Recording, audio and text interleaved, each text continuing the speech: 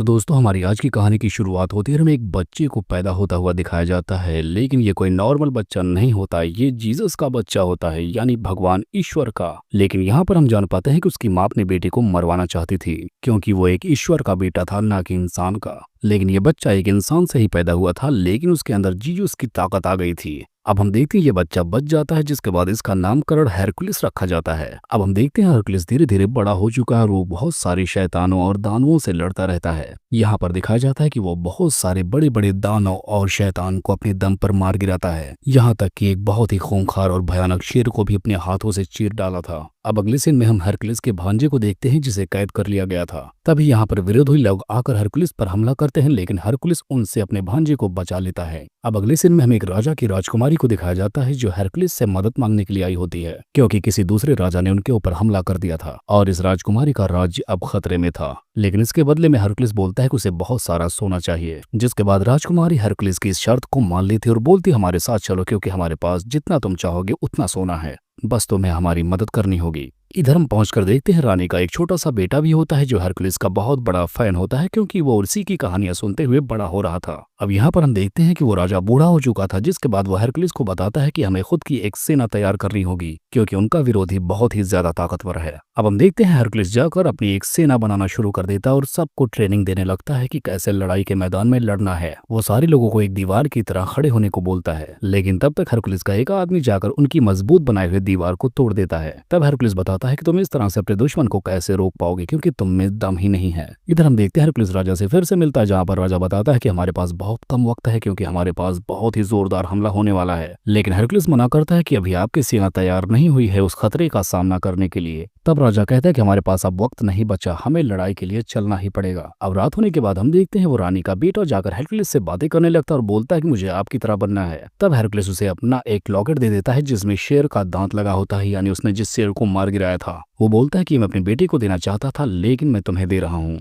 अब अगले सीन में हमें दिखाया जाता है कि राजा की पूरी सेना और हेरकुलिस अपनी सेना को लेकर जंग के मैदान की तरफ बढ़ने लगता है। लेकिन वहां पहुंचने के बाद वो देखते हैं कि उनके दुश्मनों ने गांव के सारे लोगों को मारकर उनके सर को टांग दिया है। लेकिन हेरकुलिस देखता है, उसे पता चल जाता है कि ये लाशें ताजा नहीं है, ये बहुत दिनों की हैं, लेकिन उन्हें एक ट्रैप में फंसाया जा रहा है। हेरकुलिस को जल्द ही ये बात समझ में आ जाती है। हेरकुलिस का कहना इतना ही हुआ, लेकिन वाकई में पता चलता है कि ये इनके लिए एक जाल ही था। तब तक सारे मुर्दे वहां के जिंदा होकर इन सारे लोगों पर हमला करने लगते हैं। अब यहाँ पर जोरदार लड़ाई इन सबके बीच होती है, जिसके बाद हेरकुलिस जीत जाता है। लेकिन इनके भी बहुत सारे लोग इस जंग में मारे जाते हैं, जिसके बाद हेरकुलिस राजा से जाकर बोलता है कि मैंने कहा था कि अभी हमारी सेना तैयार नहीं है। हेरकुलिस को रात में बहुत सी भयानक सपना आता है, जिसमें वो रात के वक्त 3 मुंह वाले भेड़ियों को देखता है। हम देखते हैं कि हेरकुलिस बहुत ज्यादा परेशान होता है, लेकिन तब तक उसका एक दोस्त आकर उसे बताता है कि तुम्हारा कोई जरूरी काम अधूरा रह गया है, तुम्हें पहले अपने अधूरे काम को पूरा करना चाहिए। हेरकुलिस को कुछ समझ में नहीं आता, क्योंकि वो पहले से बहुत ज्यादा परेशान था। जिसके बाद हम देखते हैं हेरकुलिस सीधा राजा के दुश्मन वाले राजा से जाकर मिलता है और सीधा उसे मार गिराता है, जिसके बाद हेरकुलिस ये जंग एक झटके में जीत जाता है। अब हम देखते हैं हेरकुलिस उस राजा को बंदी बनाकर अपने राजा के पास लेकर जाता है, लेकिन वो राजा बोलता है तुमने बहुत बड़ी गलती कर दी है। वो दुश्मन राजा हेरकुलिस से बोलता है कि तुम एक ऐसे राजा के साथ दे रहे हो जिसकी खुद की एक सेना तक नहीं है,